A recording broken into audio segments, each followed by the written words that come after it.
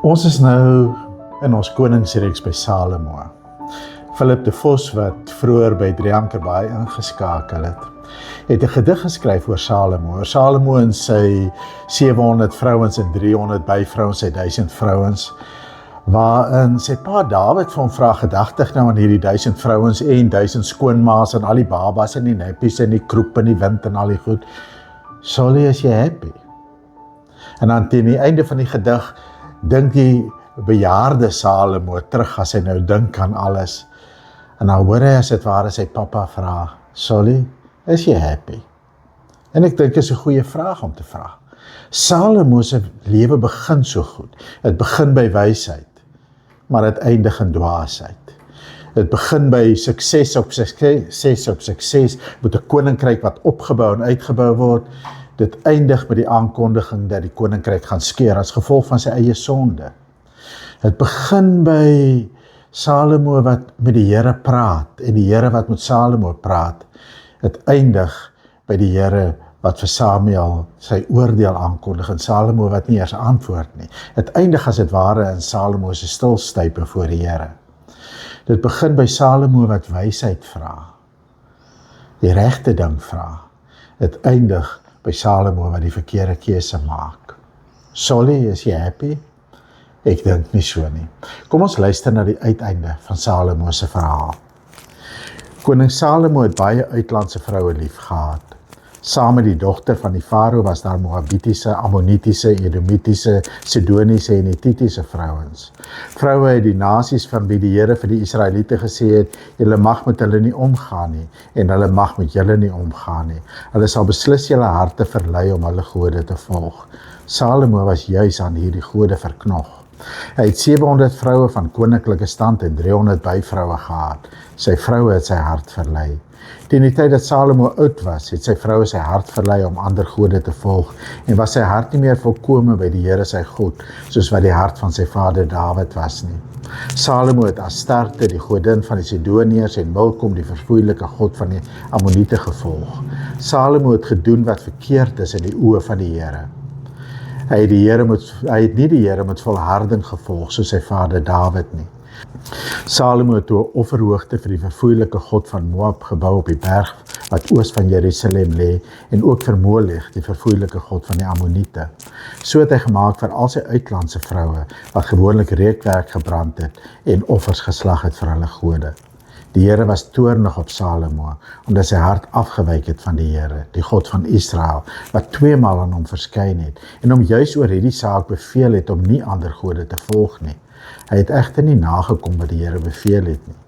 Toe sê die Here vir Salomo, omdat jy hiervan bewus was, en jy nie my verbond en my vaste voorskrifte wat ek jou beveel het nagekom het nie, sal ek beslis die koningskap van jou afskeer en dit vir jou dienaar gee. In jou leeftyd sal ek dit egter nie doen nie, terwille van jou vader Dawid. Uit jou seun se hand sal ek dit wegskeer. Die hele koninkryk sal ek egter nie wegskeer nie. Een stam sal ek vir jou seun gee, terwille van Dawid my diensknegt, en terwille van Jerusalem wat ek gekies het. Waar begin Salomo se ontrou? Die koningsskrywer sê dit begin by sy vrouens. Sy vrouens het hom verlei, die baie vroue wat hy gehad het. Maar ek dink dit begin eintlik al voor dit. Dit begin by wat ek die uitdaging van sukses wil noem. Kyk, mislukkings en teenslae het sy uitdagings. Maar om 'n geseënde lewe te hê, 'n lewe wat gaan van sukses na sukses, het ook sy uitdaging. En dis presies wat Salomo het. Hy is 'n man wat letterlik nie verkeerd kan doen nie. Hy maak die regte keuse as die Here vir hom vra aan die begin van sy koningskap, wat wil jy hê? Dan kies hy wysheid. En hy word beroemd vir sy wysheid. Hy bou die tempel, hy bou sy paleis, hy versterk Jerusalem, hy bou die volk uit, hy smee bondgenootskappe met die volke rondom, hy word al hoe magtiger en belangriker en ryker en groter. Die vraag is, as 'n mens so van sukses na sukses gaan, wat bly vir jou oor? Wat aan die einde van jou lewe het jy uiteindelik? Het jy 'n gesin van vergenoegdheid, van ek het genoeg gedoen, van die Here was my goed, die Here het my geseën? Of bly daar dalk in jou 'n honger vir nog en vir nog en vir nog? Is jy dalk een van die mense wat teen die leer opklim en bo uitkom en dan sê maar, dit voel vir my amper ek het niks hierbo gevind nie. Of vind jy regtig tevredenheid? Salomo, lyk dit vir my, is iemand wat nie genoeg kon kry nie. En dit sien ons in die woorde, hy het baie vroue lief gehad. Nou, ek laat my nie vertel dat hy daai vroue lief gehad het in die sin wat ek sou dink ons 'n vrou moet mense vrou moet lief hê nie. Jy kan nie 1000 vroue so lief hê nie. Jy kan nie 10 vroue so lief hê nie. Die egte liefde waarvan die Nuwe Testament praat, kan jy in 'n huwelik maar vir een vrou hê. Maar vir 1000 vrouens is dit totaal buite die kwessie. So as die koningsskrywer sê, hy het baie vrouens lief gehad, dan bedoel hy nie, hy het een vir elkeen van hulle ou plekkie in sy hart gehad, en hulle was elkeen vir hom kosbaar, en hy het vir elkeen met hulle tyd deurgebring en so aan nie. Het beteken doodeenvoudig, hy was lief daarvoor om baie vrouens te hê. En lief daarvoor om meer en meer en meer vrouens te hê, nog 'n vrou en nog 'n vrou en nog 'n vrou en nog 'n vrou, want dit het hom belangrik laat lyk. Die vrouens was nie net vir hom vrouens gewees nie. Het nie net gegaan om begeerte of wat hy kon kry by die vrouens nie. Die vrouens was 'n statussymbool. In hulle wêreld, hoe meer vrouens 'n koning gehad het, hoe suksesvoller was hy, hoe belangriker was hy, hoe ryker was hy, hoe meer het mense hom bewonder. So Salomo maak vrouens bymekaar, soos ander mense miskien sportmotors sal bymekaar maak om te wys, kyk net hoeveel sportmotors kan ek bekostig. Of soos party mense die een reis na die ander oor see sal opstapel, om te sê, kyk net hoe bereese is ek. Hy maak bymekaar en hy maak bymekaar, want hierdie vrouens dui daarop dat hy suksesvol is, maar dit dui ook daarop dat sy sukses nooit vir hom genoeg is nie, dat sy status nooit regtig vir hom genoeg is nie. Maar hierdie vrouens was nie net simbole van sy mag en sy sukses nie. Hulle was ook, vir al die vrouens met wie hy getrou het, uit die volke rondom die heidense volke, die volke waarteen die Here hulle gewaarsku het, moenie met hulle ondertrou nie. Hulle was ook bondgenootskappe. Die feit dat hy kon trou met die dogter van die farao van Egipte, en gewoonlik het die farao's nie hulle dogters met ander konings laat trou nie. Maar die feit dat hy dit kon bereik, sê Salomo het dit gemaak. Hy's 'n staatsman in eie reg, 'n belangrike man. Hy het sukses behaal waarvan selfs sy pa Dawid nie eers kon droom nie. En so het hy bondgenootskappe gemaak met lande rondom. En weer is die vraag, hoeveel mag is genoeg? Want elke van hierdie bondgenootskappe simboliseer eintlik hoe magtig, hoe belangrik hy word. Maar hoeveel is genoeg? Wanneer is genoeg genoeg? En wanneer kom ek op 'n punt wat genoeg nooit genoeg is nie? Wat ek altyd meer moet hê en meer moet hê en meer moet hê? En ek dink dit is 'n vraag vir elkeen van ons. Of jy nou 'n koning is en of jy 'n klerk is. Of jy nou belangrik is en of jy onbelangrik is. Wanneer is genoeg genoeg? Is daar goed waarna jou hart honger, suksesse, geld, erkenning, goed, noem maar op, posisie, mag, plesier, goed wat na jou hart honger, waarvan jy altyd meer en meer en meer moet hê, en waarvan jy nooit genoeg kry nie, omdat genoeg vir jou nooit genoeg is nie. Philip de Vos vra, Solly, is jy happy? Ek dink in hierdie tyd sien ons, Solly is nie happy nie. Want as 'n mens nie genoeg het nie, is jy nie ver genoeg nie. En as jy nie ver genoeg is nie, is jy nie happy nie. Maar dis nog nie die diepste punt van Salomo se mislukking nie. Die vrouens, so sê die koningsskrywer, verlei sy hart agter gode aan. Nou moet ons tog nie asseblief nie dink Salomo is hierdie arme slagoffer nie. Fooi tog arme Salomo. As dit nou nie vir die vrouens was, dan sou hy nou die reguit paadjie bewandel het nie. Dis sogenaamd nie wat die skrywer wil sê nie. Salomo het gekies om met hulle te trou. Hy het teen die uitdruklike opdrag van die Here gekies om met hierdie vrouens te trou, omdat hy die mag wou hê, omdat hy die bondgenootskappe wou sluit. So dit was sy eerste keuse gewees. Hy het gekies om lief te wees vir baie vrouens. En hy kies dan ook om homself te laat verlei. Hulle kan sy hart verlei, omdat sy hart oop was om verlei te word. So hy staan heeltemal verantwoordelik daarvoor. Maar hulle verlei hom dan na baie gode. En eintlik kan jy sê, is dit logies. As jy nie genoeg kan kry van vrouens nie, as jy nie genoeg kan kry van geld en goed en mag nie, gaan jy ook nie genoeg kry van gode nie. Want in hulle denkwêreld het elke god as dit ware sy eie spesialiteit gehad, sy eie ding wat hy vir jou kon voorsien. Hierdie god was goed vir dit, daai god was goed vir dat. So hoe meer gode, hoe meer vreugde.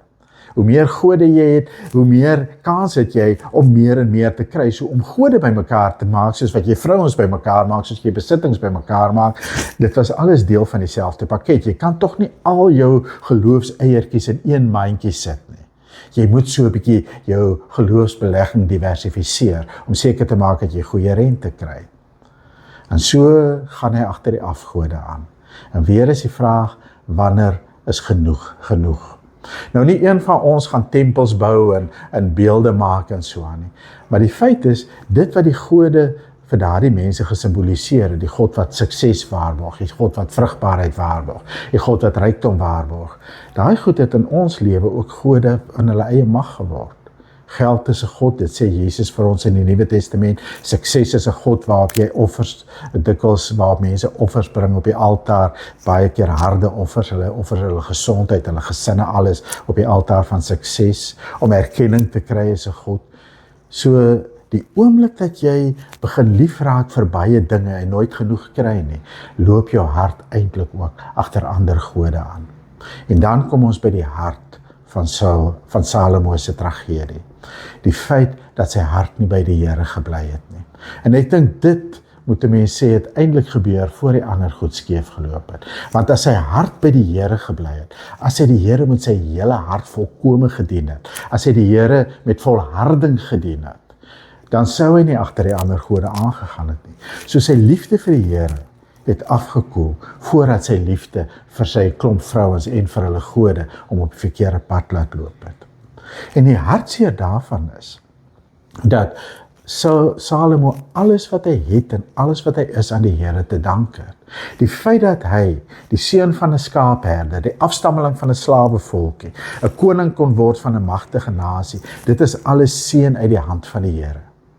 En die Here het sy volk gewaarsku in Deuteronomium 8, 'n waarskuwing wat Salomo ook ter harte moes geneem het, dat as jy die dag ryk word, moet jy nie dink is my hand en my krag wat vir my hierdie rykdom verwerk nie. Jy moet die Here jou God nie vergeet nie, jy moet die Here jou God onthou. Maar Salomo het die Here vergeet en daarom agter ander gode aangedwaal. Eintlik kan jy sê in 'n sekere sin, toe hy eers die Here vergeet het en toe hy sy hart nie meer heeltemal by die Here was nie, was dit net ander gode waarmee hy sy hart kon probeer vol kry, waarmee hy hierdie leë plek kon probeer volstop. Hy het amper nie meer 'n keuse gehad nie, maar hy het sy hart reeds lankal was nie meer by die Here gewees nie. Sy hart het op verkeerde plekke geloop. Dis dink ek Salomo se diepste tragedie.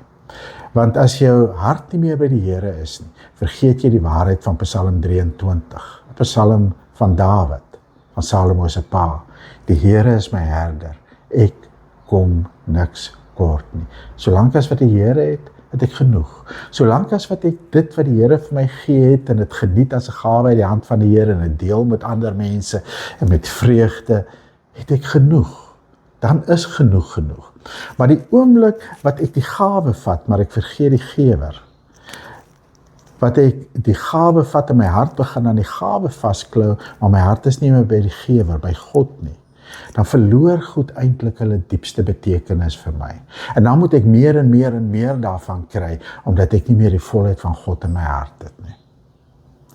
Die tragedie van Salomo se storie uiteindelik is dat wanneer die Here hier vir hom kom sê, maar dit is wat jy gedoen het, en daarom gaan die koninkryk in 2 geskeur word, en jou seun gaan agterbly met 1 stam, en die ander stamme gaan weggeskeur word, dan antwoord Salomo nie. Toe Dawid gesondig het ons gesien, het die Here met hom gepraat deur Nathan, en Dawid het geantwoord, ek het gesondig, en hy is vergewe.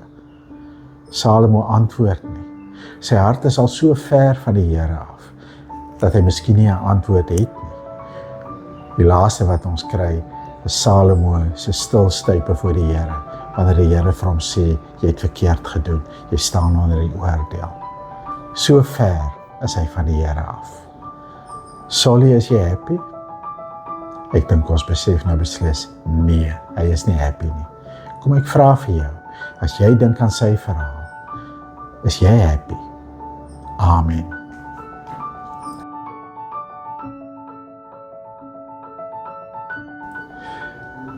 Mag die genade van ons Here Jesus Christus, jou hart vul met vreugde. Mag die liefde van God ons Vader jou hart laat oorloop van liefde. En mag die gemeenskap van die Heilige Gees vir jou verhoudings laat bou waarbinne jy besef, die Here is genoeg, jy is genoeg en dis genoeg om die seën van die Here te ontvang en te deel met ander. Amen.